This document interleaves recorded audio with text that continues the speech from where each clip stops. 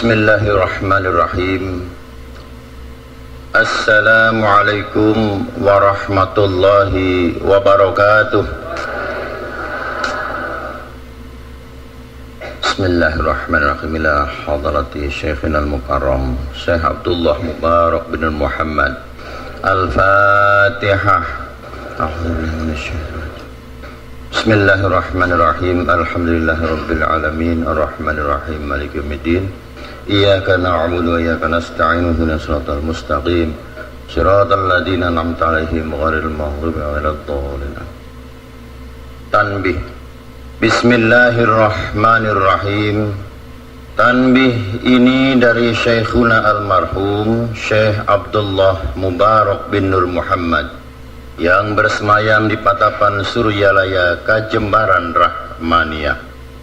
Sabda beliau khususnya kepada segenap murid pria maupun wanita, tua maupun muda, semoga ada dalam kebahagiaan, dikaruniai Allah Subhanahu wa ta'ala kebahagiaan yang kekal dan abadi, dan semoga tak akan timbul keretakan dalam lingkungan kita semua.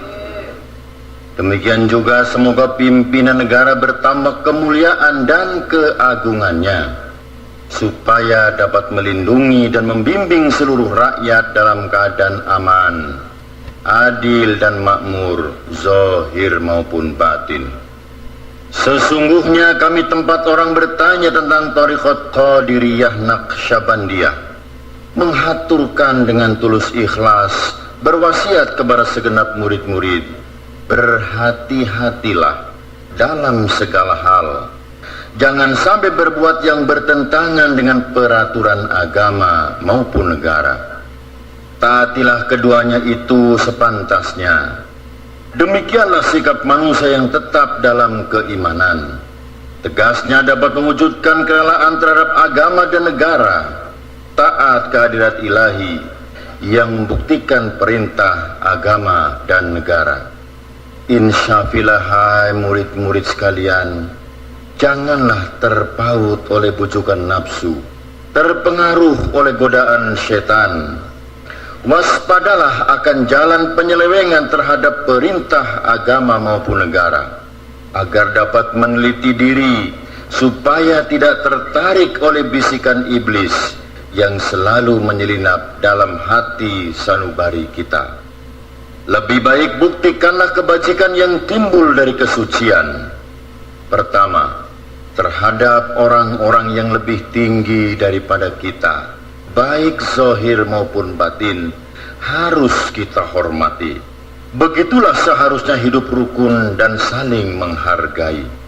Kedua, terhadap sesama yang sederajat dengan kita dalam segala-galanya, jangan sampai terjadi persengketaan.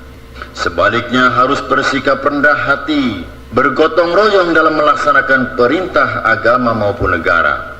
Jangan sampai terjadi perselisihan dan persengketaan, agar kita tidak terkena firman Allah, azabun alim, yang berarti duka nestapa selama-lamanya, dari dunia sampai akhirat, badan payah, hati susah. Ketiga, terhadap orang-orang yang keadaannya di bawah kita, janganlah menghinakannya atau berbuat tidak senonoh, bersikap angkuh. Sebaliknya harus belas kasihan dengan kesadaran, agar mereka merasa senang dan gembira hatinya. Jangan sampai merasa takut dan liar, bagikan tersayat hatinya. Sebaliknya harus dituntun dan dibimbing dengan nasihat yang lemah lembut, yang akan memberi keinsyafan dalam menapaki jalan kebajikan. Keempat, terhadap fakir miskin harus kasih sayang, ramah tamah, serta bermanis budi, bersikap dermawan, mencerminkan bahwa hati kita sadar. Coba rasakan diri kita pribadi, betapa pedihnya jika dalam keadaan kekurangan. Oleh karena itu, janganlah acuh tak acuh, hanya diri sendirilah yang senang. Karena mereka jadi fakir miskin itu bukannya kehendak sendiri, namun itulah ketentuan Tuhan. Demikianlah semestinya sikap manusia yang penuh kesadaran, meskipun terhadap orang asing, karena mereka itu masih keturunan Nabi Adam alaihissalam juga.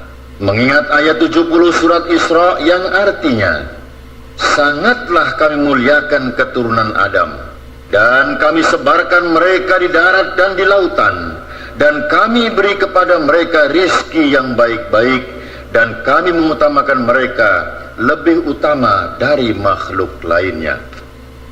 Kesimpulan dari ayat ini bahwa kita sekalian seharusnya saling harga menghargai, jangan timbul kekecewaan, mengingat surat Al-Maidah ayat 2 yang mafhumnya, hendaklah tolong menolong dengan sesama dalam melaksanakan kebajikan dan ketakwaan dengan sungguh-sungguh terhadap agama maupun negara. Sebaliknya janganlah tolong menolong dalam berbuat dosa dan bermusuhan terhadap perintah agama maupun negara. Adapun soal keagamaan, itu terserah agamanya masing-masing. Mengingat surat Al-Kafirun ayat 6, agamamu untuk kamu, agamaku untuk aku. Maksudnya jangan terjadi perselisihan.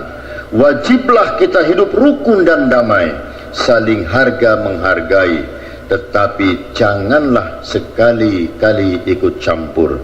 Cobalah renungkan pepatah leluhur kita, Sinalogor dina liang jarum, ulah sereg di buana. Hendaklah kita bersikap budiman, tertib dan damai. Andaikan tidak demikian, pasti sesal dahulu pendapatan, sesal kemudian tak berguna.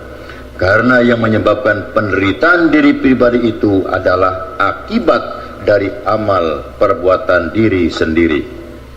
Dalam surat An-Nahl ayat 112 diterangkan bahwa Tuhan yang Maha Esa telah memberikan contoh, yakni tempat maupun kampung, desa maupun negara, yang dahulunya aman dan tenteram, gemah, ripah, loh Cinawi.